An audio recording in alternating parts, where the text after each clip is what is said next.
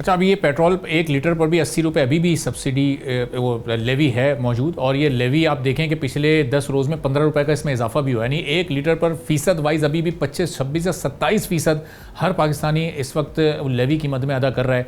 तो ये लेवी कम करके 80 से नीचे ला के थोड़ा सा रिलीफ नहीं आम लोगों को दिया जा सकता? देखिए अभी भी 70 रुपए है डीजल पे, 80 रुपए पेट्रोल पे अभी भी 70 रुपए है, 80 रुपए नहीं है। और डीजल पे 80 रुपए है। देखें आप इस चीज को ना भूलें कि दो इसमें मैं आपको बताऊंगा चीजें कि आपको याद होगा जब जंग चल रही थी उसके 3 हफ्ते तक, पहले हम्म। हफ्ते में एक कीमतों में इजाफा था पहले हफ्ते, उसके अगले 3 हफ्ते तक कीमतों में इजाफा नहीं किया गया था।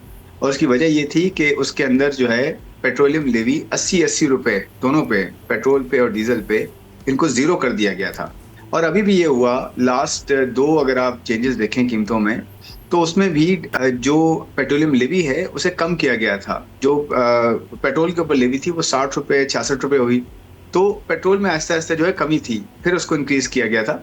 लेकिन देखें ये फिर वही बात है, हम फंड प्रोग्राम में IMF के साथ जो ड्यूटीज और टैक्सेस है ना वो अपनी जगह हैं, वो जंग से पहले भी थे। लेकिन उसके बाद अगर जंग की वजह से कीमतें बढ़ी तो ड्यूटी एंड टैक्सेस को, खासकर लेवीज को कम किया गया। जैसे मैंने अभी आपको बताया, मैं तो फैक्ट्स आपके साथ शेयर कर रहा हूँ। और अभी भी फुल लेवीज उस तरह से नहीं है जितनी 80-80 रुपए होती हैं, उसमें अभी भी फर्क थोड़ा बहुत है। लेकिन देखें बड़ा इशू क्या है, बड़ा इशू ये है कि कीमतें नीचे आनी चाहिए इंटरनेशनल मार्केट में, ये जंग को फिर दोबारा से रुक जाना चाहिए, दोबारा से ये जो एक्सचेंज ऑफ फायर्स हो रहे हैं MOU की पासदारी हो, ताकि पूरी दुनिया का फायदा हो, हमारा तो हो ही हो, इसमें हमारी आवाम का भी हो और पूरी दुनिया का फायदा हो। और दूसरी बात ये इंपॉर्टेंट क्वेश्चन ये है कि ये जो कमी होती है और कमी होनी चाहिए, ये एक आम आदमी तक कैसे पहुंचाई जाए। ट्रांसपोर्टेशन कॉस्ट कम करने की सूरत में, फूड प्राइसेस को कम करने की सूरत में, खाने पीने की अशिया की कीमतों में कमी हो, पहनने ओढ़ने की अशिया की कीमतों में कमी हो, ये गवर्नमेंट्स का, फेडरल गवर्नमेंट हो या सेंट्रल गवर्नमेंट हो, दोनों का मिला के ये काम है। हम इसमें लगे रहेंगे कि जी लेवी 4 रुपए ऊपर कर दी, 5 रुपए नीचे कर दी या इतनी बढ़ा दी थी, वो देखिए वो स्टैंडर्ड दुनिया में लेवीज लगती हैं। ये जो पेट्रोल डीजल फ्यूल्स होते हैं ना, ये आलूदगी का भी जो है बायस बनते हैं। इस वजह से अब लोग इलेक्ट्रिक व्हीकल्स की तरफ जा रहे हैं। पाकिस्तान ने भी, प्राइम मिनिस्टर ने भी इस पे बड़ी अच्छी एक प्रोग्राम दिया है जिसमें ये सपोर्ट दी जा रही है कि अगर आप अपनी बाइक को कन्वर्ट करें, यानी कि पेट्रोल बाइक को कन्वर्ट करें आप EV बाइक के ऊपर, तो उसके ऊपर 1/3 हिस्सा कॉस्ट का गवर्नमेंट खुद पे कर रही है, आपको दे रही है, सब्सिडाइज कर रही है।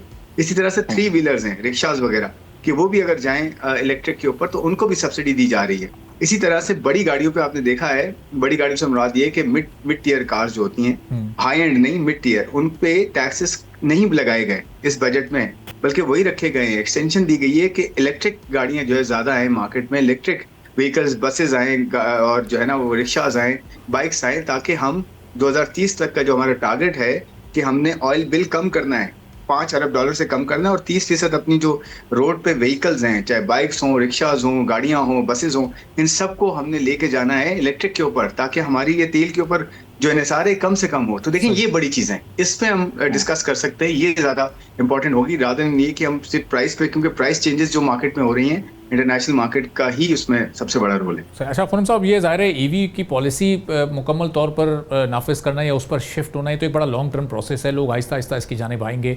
जब ये जंग शुरू हुई तो आप लोगों ने, चूँकि बहुत तेज़ी से कीमत ऊपर जा रही थी, बाइकर्स के लिए, बाइक वालों के लिए 100 रुपये फ़ी लीटर सब्सिडी का ऐलान किया, उनको वो दी भी गई एक आध महीने लोगों को। तो ये अगर फिर से कीमतें ऊपर जाती हैं तो इस तरह की सब्सिडी दोबारा लॉन्च की जाएगी, सिर्फ बाइक वालों को नहीं बल्कि वो एग्रीकल्चर सेक्टर को? देखिए बड़ा अच्छा आपका क्वेश्चन है, इसमें दो चीजें हैं। एक तो ये कि क्या दोबारा सपोर्ट होगी। देखें गवर्नमेंट का बिल्कुल ये कोशिश होगी कि अल्लाह ना करे चीजें बहुत ज्यादा खराब होती हैं, तो एक अच्छी बात ये है कि हम इस प्रोसेस से गुजर चुके हैं और हम इस प्रोसेस के गुजरने के साथ अपना एक मॉडल क्रिएट कर चुके हैं। आप देखें पहले फाइनेंस मिनिस्टर जो है पूरी पेट्रोलियम कमेटी हेड करते थे कि कहाँ से फ्यूल लेना है, किस तरह से फ्यूल को अरेंज करना है, किस तरह से अपने रिजर्व्स को बिल्ड करना है और किस तरह जो है मार्केट में सप्लाई को बरकरार रखना है। फिर उसके बाद प्राइम मिनिस्टर ने उसको एक बड़ी कमेटी में कन्वर्ट किया, नेशनल जो काउंसिल बनाई इस तरह की जो है वो बड़े इश्यूज को हैंडल करने के लिए, जिसमें सप्लाई ना सिर्फ ऑयल की और ये एनर्जी की, बल्कि फूड की सप्लाई क्या है और जो है केमिकल्स की सप्लाई क्या है और दूसरे जो है वो ट्रेड की सिचुएशन क्या है, इस सब को एक्सपैंड किया।